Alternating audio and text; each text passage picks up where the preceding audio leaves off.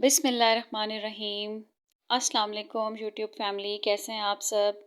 उम्मीद है आप सब ठीक होंगे, खैरियत से होंगे, जहाँ होंगे अपने अपने घरों में खुश होंगे। अल्लाह ताला आप सबको अपने करम और फजल से जो है वो कामयाब करें, हमेशा आप सबको अपनी रहमत के साए में रखें, आमीन सुम आमीन। तो आज के दिन की शुरुआत करते हैं। आज मेरा यूट्यूब चैनल पर सेकंड व्लॉग है। आप सबको मैं वेलकम करती हूँ। आप मुझे जहाँ से भी देख रहे हैं मुझे कमेंट करके ज़रूर बताइएगा आप मुझे किस शहर से देख रहे हैं और आपका ताल्लुक़ कौन से शोबे से वाबस्ता है। अच्छा जी, तो यहाँ पर है सुबह सुबह का टाइम है और सुबह फ़जर की नमाज़ पढ़ने के बाद बच्चों ने भी नमाज़ पढ़ ली थी। उसके बाद फिर मैंने सोचा कि आज से जो है मैं क्योंकि अब मैं एक व्लॉगर बन रही हूँ, ठीक है, बन गई हूँ बल्कि। एक ही दिन में बंदा व्लॉगिंग कर ले तो वो फिर व्लॉगर कहलाता है ना भाई, ऐसी कोई आम बात तो नहीं है ये। फिर मैंने सोचा कि मुझे अपनी जो है डेली रूटीन में कुछ चेंजेस लानी चाहिए। और जब हम छोटे थे तो आप सबको याद होगा हम लोग अक्सर एक मज़मून लिखा करते थे जी, सुबह की सैर। लेकिन इंसान कोई ऐसा सुस्त है, सब इंसान नहीं, बहरहाल मेरे जैसे कई इंसान हैं जो बहुत सुस्त हैं इस मामले में कि वो मॉर्निंग वॉक जो है वो बिल्कुल नहीं करते। उनकी रूटीन इतनी बिजी होती है। और मैं आपको सच्ची बात बताऊं तो शादी से पहले ही मैंने जॉब शुरू कर ली थी। मेरा ताल्लुक़ जो है वो टीचिंग प्रोफेशन से है और शादी के बाद भी मैंने इस प्रोफेशन को कंटिन्यू रखा था। तो मेरे पास टाइम ही नहीं होता था। सुबह बस नाश्ते के बाद बस एक स्पीड होती थी कि फ़ौरन कॉलेज पहुंच जाना है, पहली क्लास है, क्लास ना मिस हो जाए। तो बस उसके लिहाज से फिर अपने आप को टाइम कभी मैं दे ही नहीं पाई। अब क्योंकि मैं घर पर हूँ, मेरे पास टाइम होता है तो मैं बहुत सी वो काम जो है बहुत सी ऐसी चीज़ें मैं कर पाती हूँ जो मेरे जहन में होती हैं।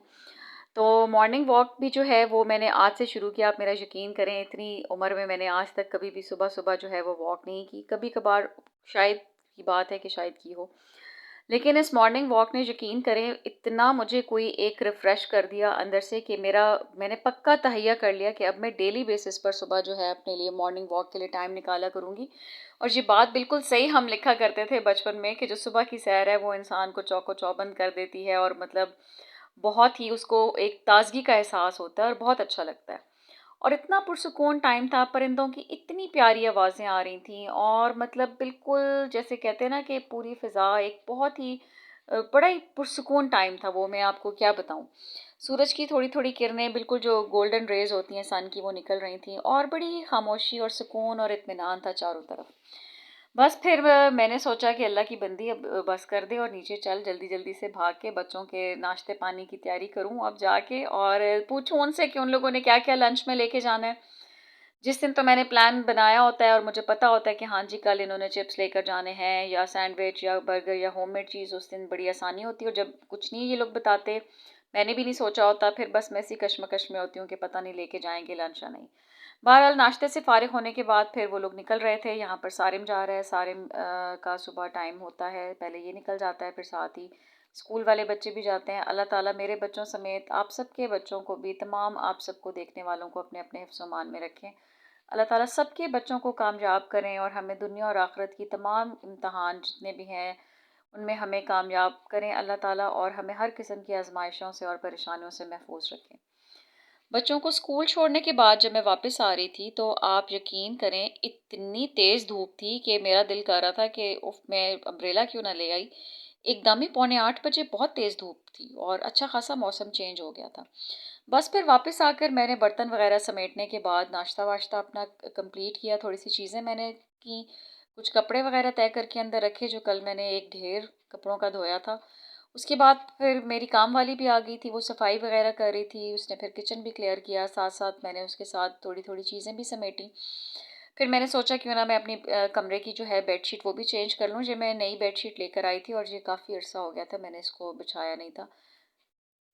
फिर मैंने कमरे की बेडशीट चेंज कर ली और उसके बाद बस फिर मैं उसके साथ सफाइयाँ करवा रही थी, उसको मैं बता रही थी कि इधर से इस कोने से भी निकाल लो, उधर से भी सफाई कर लो। बस फिर उसके बाद ये देखें बेड बड़ा प्यारा लग रहा था, साफ़ सुथरी नई बेडशीट लगाने के बाद। फिर बच्चों को दोपहर का खाना खिला के नमाज़ पढ़ने के बाद उनको फिर मैंने पेपर की तैयारी करवा के उनको मैंने सुला दिया। मैंने कहा आप लोग थोड़ा सा आप सो जाओ और मैं फिर किचन में आ गई। मैंने कहा रात के खाने के लिए कुछ बनाया जाए, तो फिर 1 kg मैंने कीमा मंगवाया हुआ था। बिल्कुल फ्रेश कीमा है ये, फ्रोज़न कीमा नहीं है, ताज़ा कीमा मैंने मंगवाया था। आज मैं बनाने लगी हूँ मिनी जो होते हैं ना सीख कबाब, उनकी कढ़ाई, ठीक है। और ये बहुत मज़े की रेसिपी बनती है। ये मैं बनाती हूँ और ये एक बड़े अलग तरीके से मैं बनाती हूँ। आपने ज़रूर ट्राई करनी है और फिर मुझे आपने ज़रूर बताना है, ठीक है, कि आपको ये कैसी लगी है। इसमें हम लोग प्याज डाल लेंगे, ठीक है, 3 से 4 अदद मीडियम साइज़ के प्याज बारीक चॉप करके डालें। और ये जो प्लेट में मैंने मसाला सा डाला है, ये है शान का चपली कबाब मसाला। तो अब आप हैरान हो रहे होंगे कि मसाला चपली कबाब है, लेकिन बना ये मैडम जो है वो सीख कबाब रही हैं। तो ये बस मेरा एक स्टाइल है और आपने मेरे स्टाइल को एक दफ़ा ज़रूर फॉलो करके देखना है। और फिर आपने मुझे ज़रूर नेक्स्ट डे आपने मुझे कमेंट में बताना है, आपको जब भी टाइम मिले, चाहे बेशक आप संडे को बना लें। अच्छा, साथ मैंने ये जो डाला है इसमें अदरक लहसुन का पेस्ट है। इसमें मैंने साथ ही 2 सब्ज़ मिर्चें भी मैंने साथ ही ग्राइंड कर ली थी, ठीक है, उनका पेस्ट बना लिया था, कूट लिया था उन्हें। और उसके साथ मैंने half tea spoon chaat masala डाला था, ठीक है। ये बहुत ज़रूरी है, इससे बहुत मज़े का फ्लेवर आता है। उसके बाद अब मैंने ग्राइंड करना है टमाटर और दही को, ठीक है। अमूमन देखें चपली कबाब में टमाटर जो है वो एक पूरा उसका स्लाइस एंड पे फ्राई करने से पहले चिपका दिया जाता है, लेकिन जिस तरह कि मैंने बताया कि ये मैंने एक फ्यूजन क्रिएट किया हुआ है, बस ये मुझे बड़ा पसंद है और ये मेरी अम्मी भी अक्सर बनाया करती थी। बहुत मज़े के बनते हैं ये।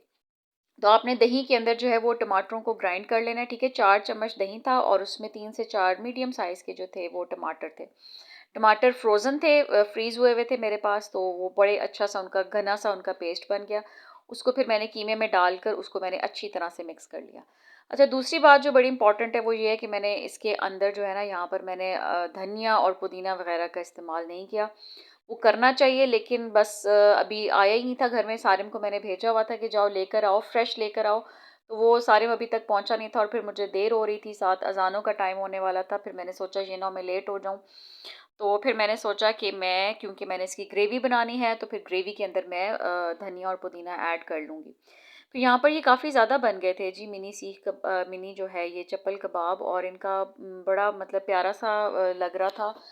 इनकी शेप भी मैंने इस तरह से बनाई थी जिस तरह के नगेट्स की शेप होती है, यानी ना बहुत ज़्यादा बड़े थे ये साइज़ में और ना बहुत ज़्यादा छोटे थे। और ये मैं अक्सर बना के फ्रीज़ भी कर लेती हूँ, अगर कोई मतलब चीज़ ऐसी बनी है जो घर में किसी को पसंद नहीं है। जिस तरह मेरे हस्बैंड हैं स्पेशली, वो सब्ज़ी बहुत कम खाते हैं, बड़ी मुश्किलों से उनको मतलब खिलानी पड़ती है ज़ोर ज़बरदस्ती से। फिर मैं उनके लिए कोई ना कोई ऐसी चीज़ लाज़मी फ्रीज़ रखती हूँ कि अगर उनको जो है कोई सालन नहीं उनका खाने का दिल करा, तो फिर मैं उन्हें जल्दी से ये बना कर दे देती हूँ। और दूसरा, बच्चे लंच में भी बहुत शौक से ले जाते हैं इससे बनी हुई रोल पराठा, इसका बन जाता है, बहुत मज़े का बन जाता है। कभी ब्रेड के अंदर लगा देती हूँ फ्राई करके। शामी कबाब हों, वही बात है, चपली कबाब हों, सीख कबाब हों, रोल्स हों, होममेड चीज़ जो भी हो, फ्रोज़न आइटम घर में, वो बहुत सहूलत देते हैं। अच्छा, यहाँ पर फिर मैंने इनको तवे के ऊपर फ्राई कर लिया था। दूसरी तरफ पैन में मैंने जो है रूटीन से जिस तरह हम बनाते हैं, हल्का फुल्का सा मसाला बना लेते हैं प्याज टमाटर का।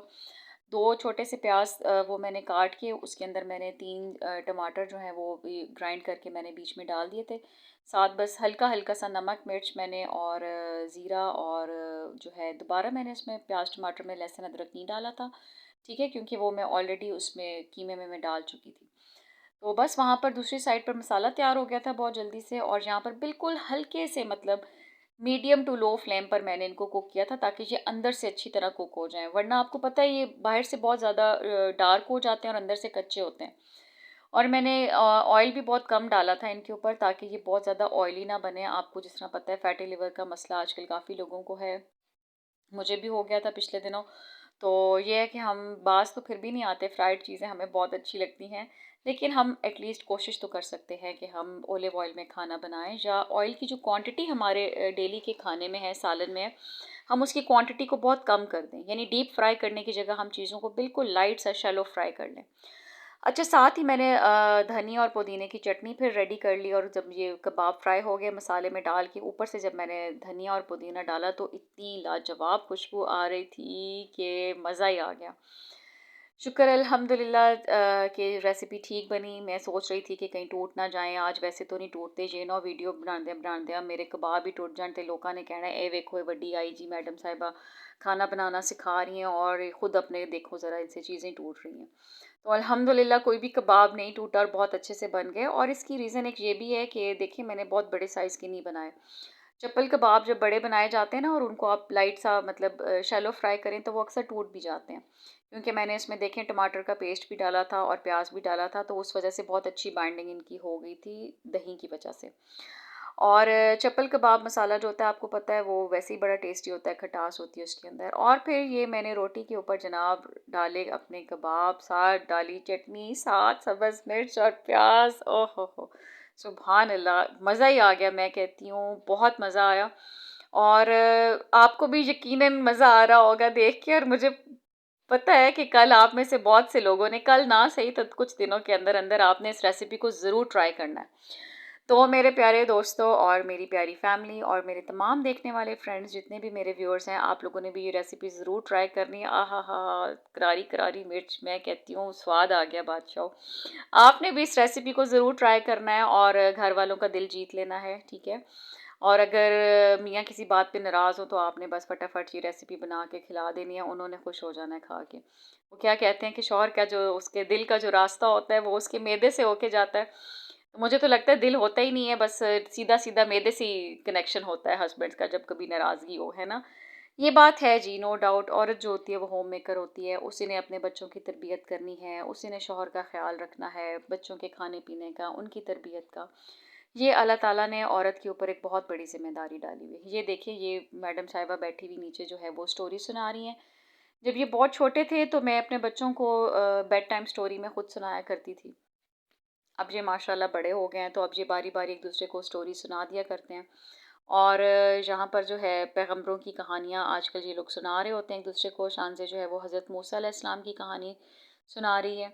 और बड़ा अच्छा होता है, बच्चों को पूरी कहानी ना भी याद रहे, यानी पैगंबरों के पूरे-पूरे मौज़े ना भी याद रहें पूरी, लेकिन कुछ ना कुछ तो उनके ज़हन में ये चीज़ डल जाएगी। और मेरा छोटू सालार जो है वो कहानी सुनते-सुनते सो गया था बहुत जल्दी। खाना क्योंकि बच्चे जो है मगरिब के फ़ौरन बाद खा लेते हैं। तो बस मेरी तरफ से भी बस अब अल्लाह हाफ़िज़, मैं करती हूँ व्लॉग को आज ख़त्म करती हूँ। कैलेंडर की तरफ मैं देख रही थी कि कुछ ही दिनों में ज़िलहज का महीना जो है वो शुरू हो जाना है। कितने खुशकिस्मत लोग होते हैं वो, जो मैं कहती हूँ उम्रा करने जाते हैं, हज करने जाते हैं। अल्लाह ताला हमें भी इसकी तौफ़ीक अता फ़रमाए और हमारे भी जो है ऐसे दिन आएँ। अपना ख़्याल रखिएगा। अल्लाह हाफ़िज़।